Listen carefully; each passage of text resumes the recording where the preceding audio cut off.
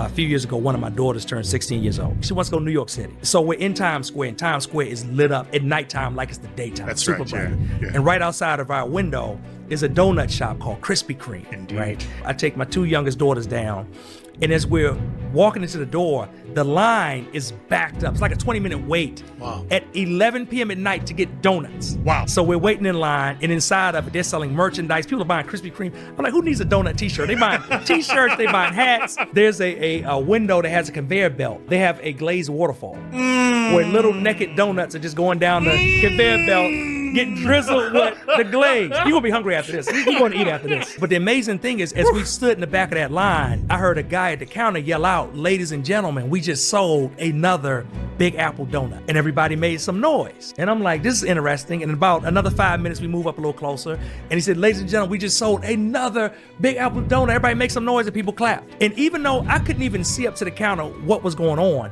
there was one thing in my mind. And the one thing in my mind is, what is a Big Apple donut?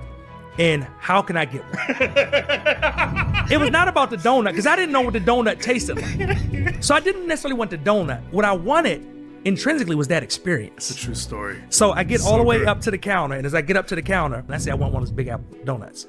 So she got the Big Apple donut for me. You know, I paid everything, and then she just slid across the table. So I slid it back, and I was like, I don't want this, like, because I didn't. She was under the mistake that I wanted the donut. I didn't want the donut.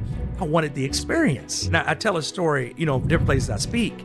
The number one question people always have is like, how much did it cost? And what I tell them is that a regular glazed donut at that Krispy Kreme store costs roughly about $2.49. Right. The most expensive filled donut, which is called the birthday cake donut, costs $3.89. Stop it. The Big Apple donut costs $11 for one donut.